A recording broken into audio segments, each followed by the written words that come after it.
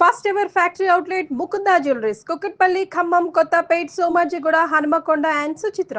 నమస్తే, మీరు చూస్తున్న సుమన్ టీవీ. నేను మీ కీర్తి. ద్వాదశ రాశులకి ఏప్రిల్ 16 నుంచి 30 తారీఖు వరకు ఎలా ఉండబోతోంది తెలియజేయడానికి మనతో పాటు ప్రముఖ ఆస్ట్రాలజర్ బ్రహ్మశ్రీ నందిపట్ల శ్రీహరి శర్మ గురుగారు ఉన్నారు. నమస్తే గురుగారు. వాగర్థ విభసంపృక్తౌ వాగర్థ ప్రతిపత్తయే జగతః పితరౌ వందే పార్వతీ పరమేశ్వరౌ ఆదిత్యాయ చ సోమాయ మంగళాయ బుధాయ చ గురుశుక్ర శనిభ్యశ్చ రాహవే కేతవే నమః. శృంగేరి జగద్గురు పీఠాధిపతులకి, కంచి పీఠాధిపతులకి నమస్కారములు తెలియజేసుకుంటూ కార్యక్రమాన్ని ప్రారంభిద్దాం. ఏప్రిల్ నెలలో 16వ తారీఖు నుంచి 30వ తారీఖు వరకు ద్వాదశ రాశులలో జన్మించినటువంటి వారికి ఏ విధంగా ఉండబోతుందో తెలుసుకునే ప్రయత్నం చేద్దాం. ముందుగా గమనించాల్సినటువంటిది, వీక్షించేటువంటి సుమన్ టీవీ ప్రేక్షకులు గమనించాల్సినటువంటి అంశం ఏంటంటే, చాలామంది కామెంట్స్ రూపంలో తెలియజేస్తున్నారు, చెప్పినవి కొన్ని జరుగుతున్నాయి, కొన్ని జరగట్లేవు, కారణం ఏంటి అని చెప్పి. ప్రధానంగా శాస్త్రాన్ని అనుసరించి ఎప్పుడైనా మనం వెళ్ళాలి కాబట్టి రాశి మరియు లగ్నము రెండూ ప్రధానమే. కాబట్టి ఇక్కడ ఈ యొక్క సందేహాలకన్నిటికీ కూడాను నివృత్తి చేస్తూ ఇప్పుడు క్లియర్ కట్గా ఇంకా లోతైనటువంటి విషయ పరిజ్ఞానాన్ని ప్రేక్షకులకు అందించాలనేటువంటి సదుద్దేశంతో మనం ముందుకు వెళదాం. ముఖ్యంగా అందరికీ కూడా గుర్తుపెట్టుకోండి, జన్మ లగ్నం అని ఉంటుంది, జన్మ నక్షత్రాన్ని బట్టి రాశి ఉంటుంది. కొంతమందికి date of birth, time, place తెలియవు.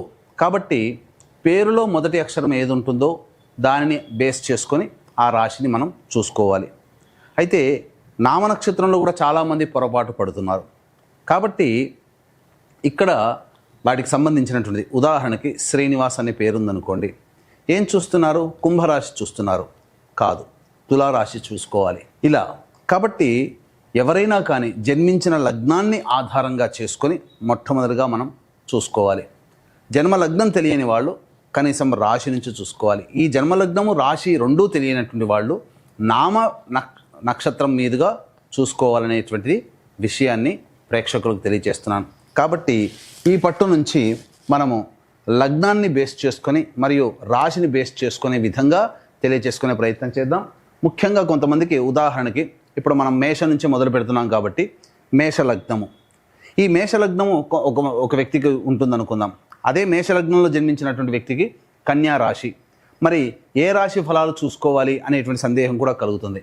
కాబట్టి ఇక్కడ నివృత్తి చూస్తూ మొట్టమొదటిగా లగ్నమే ప్రధానం కాబట్టి ఎవరు ఏ లగ్నంలో జన్మించారో ఆ లగ్నాన్ని బేస్ చేసుకునే పరిహారాలు చూసుకుంటే మీకు ఖచ్చితంగా అన్నీ సరిపోతాయి. అది గుర్తుపెట్టుకోండి. లగ్నము తెలియని వాళ్ళు అప్పుడు రాశి చూసుకోవాలి. అంటే ఒకరిది మేషలగ్నం అయ్యుండి కన్యా రాశి అయితే లగ్నాన్ని మేషలగ్నంగానే ప్రధానంగా చూసుకొని ఫలితాలు బేరీజ్ వేసుకోవాలి. లేదు, కన్యా రాశి అనుకున్నప్పుడు లగ్నం తెలియనప్పుడు కన్యా రాశి నుంచి చూసుకుంటే 40% వరకు మ్యాచ్ అవుతాయి. లగ్నం నుంచి చూసుకుంటే 60 to 70% వరకు మనం చెప్పేటువంటి విషయాలు మ్యాచ్ అవుతాయనేటువంటి విషయాన్ని గమనించుకోగల ప్రార్థన. ఇక వివరాల్లోకి వెళ్ళినట్లయితే, ప్రధానంగా ఈ యొక్క 12 రాశిలో జన్మించినటువంటి వారికి ఏ విధంగా ఉండబోతుందో తెలుసుకునే ముందు గ్రహ సంచారం తెలుసుకుందాం. మేషంలో రవి మరియు వృషభంలో గురువు, కర్కాటకంలో కుజువు, కన్యలో కేతువు, అలాగే మీనంలో బుధ, శుక్ర, శని, రాహు గ్రహాలు. కాబట్టి చాతుర్గ్రహ కూటమి 30వ తారీఖు వరకు కూడా ఉండబోతుంది అనే విషయాన్ని గుర్తుపెట్టుకోవాలి. ధనుసు రాశి వారికి ఏప్రిల్ 16th to 30th ఎలా ఉంటుంది గురుగారు, ఒకసారి తెలియజేస్తారా? ద్వాదశ రాశులు లేదా ద్వాదశ లగ్నాలలో భాగంగా ఏప్రిల్ 16వ తారీఖు నుంచి 30వ తారీఖు వరకు ధనుస్సు లగ్నము లేదా ధనుస్సు రాశిలో జన్మించినటువంటి వారికి ఏ విధంగా ఉండబోతుందో తెలుసుకునే ప్రయత్నం చేద్దాం. ముఖ్యంగా ఈ యొక్క గ్రహస్థితి ప్రభావం వలన ఈ యొక్క ధనుస్సు లగ్నం లేదా ధనుస్సు రాశిలో జన్మించినటువంటి వారికి అర్ధాష్టమ శని దోష ప్రభావం ప్రారంభమైంది. అలాగే గురువు అనుకూలంగా లేడు. అష్టమంలో కుజుని యొక్క స్తంభన, దశమంలో కేతువు. ఒక రకంగా చెప్పాల్సినటువంటి విషయం వచ్చినట్టయితే, ఎండాకాలంలో చలి, వాన, ఎండ ఒకే సమయంలో వస్తే ఎలా ఉంటుంది అంటే ఒక క్లమ్జీ వాతావరణంలాగా, గజిబిజిలాగా అనిపిస్తుంది. అలాంటి పరిస్థితి ముఖ్యంగా ఈ ధనుర్లగ్నము లేదా ధనుస్సు రాశిలో జన్మించినటువంటి వారు పొందబోతున్నారు. కాబట్టి ఒక అయోమయమైనటువంటి పరిస్థితి. గ్రహాలు చూస్తే అనుకూలంగా లేవు, దేవతా అనుగ్రహం కూడా లేకపోవడం. ఈ కారణం చేస్తున్నటువంటి వృత్తి ఉద్యోగాల్లో మార్పు కోరుకుంటారు, కానీ ఆ మార్పు మాత్రము సరైనది కాదు. కాబట్టి జాగ్రత్తలు పాటించండి. ఉద్యోగంలో ఒత్తిళ్ళు ఉంటాయి, కరెక్ట్. వ్యాపారంలో చికాకులు సమస్యలు ఉంటాయి, కరెక్ట్. వృత్తుల్లో ఎదుగుదల ఉండదు, అయినా ధనము పరంగా ఇబ్బందులు ఉంటాయి, కరెక్ట్. గ్రహాలు కూడా అనుకూలంగా లేవు, కరెక్ట్. మరి ఇన్ని సమస్యలతో ఉన్నప్పుడు ఎలా? ఒక్కటే పరిష్కారం ఏంటంటే ఆత్మవిశ్వాసముతో ముందడుగు వేసే ప్రయత్నం చేయండి. ఇప్పుడు సమయం అనుకూలంగా లేని కారణం చేత కొత్త ప్రయత్నాల జోలికి వెళ్లకుండా ఉన్న వాటితో సరిపుచ్చుకునే ప్రయత్నం చేయండి. ఎక్కడ తగ్గాలో నేర్చుకునే ప్రయత్నం చేయండి. అన్ని విధాలుగా తగ్గి ఉండి ప్రయత్నం చేస్తూ లౌక్యంతో కాలం వెళ్ళబుచ్చుకోండి. ఇప్పుడు మీకు అనుకూలంగా లేనంత మాత్రాన మీరు ఓడిపోయినట్టు కాదు. గుర్తుంచుకోండి మిత్రులారా, మీకు ఓడిపోయినట్టు కాదు. ఎంతటి వాడైనా రావణాసురుడైనా కానీ కాలానికి తల ఉంచాడు, కానీ కాలానికి ఎదురీగలేదు. కాబట్టి కాలానికి ఎదురీగితే ఏం జరిగిందో వాళ్ళ జీవితంలో తెలుసుకోవచ్చు. రాముడంతటి వాడు కాలం సరిగ్గా లేనప్పుడు వనవాస బాట పట్టలేదా? పాండవులు వనవాస బాట పట్టలేదా? కానీ కాలానికి ఎదురిగినటువంటి వాళ్ళందరూ కూడా ఎలాంటి కాలగర్భంలో కలిసిపోయారు. అటువంటి పరిస్థితి ఈ ధనుర్లగ్నము లేదా ధనుస్సు రాశిలో జన్మించినటువంటి వాళ్ళకి రాకూడదు అని అంటే కాలానికి ఎదురీగడం కంటే కాలంతో కలిసి వెళ్ళండి. స్వాగతించండి సమస్యల్ని. ఇబ్బంది ఏమీ లేదు, పిడిగేం పడట్లేదు. మన ముందు పిడుగుపడ్డా మనం బ్రతకడానికి మనకు దైవానుగ్రహం ఇచ్చాడా లేదా సంతోషంగా ఉండండి. అదొక్కటే ఈ ధనుస్సు రాశి ధనుర్లగ్నంలో ఉన్నవాళ్ళు నేర్చుకోవలసినటువంటి పాఠం. కాబట్టి అన్నిటినీ విజయం వచ్చినప్పుడు ఎంత పొంగిపోయామో అపజయం వచ్చినప్పుడు వాటిని స్వాగతించే ప్రయత్నం చేయండి. నిర్మలమైన మనస్సుతో ఉండండి. ఆత్మవిశ్వాసంతో ముందడుగు వేయండి. దైవానుగ్రహాన్ని పొందే ప్రయత్నం చేయండి. ఎందుకంటే దైవకారక గ్రహం అనుకూలంగా లేదు. కానీ కొద్దిలో కొద్దీ ఏంటనంటే మీ కుటుంబ సభ్యుల యొక్క సహాయ సహకారాలు మీకుంటున్నాయి. తద్వారా ఎన్ని సమస్యలు వచ్చినా వారి అండతో మీరు బయటికి వస్తారు. అప్పటి వరకు మీరు గమనించి ఉంటే సంతోషంలో ఉన్నప్పుడు మీ కుటుంబ సభ్యులు మిమ్మల్ని ప్రోత్సహించకపోయినా సమస్యల్లో ఉన్నప్పుడు మేమున్నామురా అంటూ మీ వాళ్ళు మీ ముందుకు వచ్చినప్పుడు అప్పుడు మీకు తెలుస్తుంది కుటుంబ సభ్యుల విలువ. అంటే ఇప్పటి వరకు కుటుంబ సభ్యుల విలువ తెలియదని కాదు, ఇంత సమస్యల్లో ఉన్న నా వాళ్ళు నాకున్నారనే ధైర్యం ఉంటుంది చూడండి, అది మిమ్మల్ని నడిపిస్తుంది.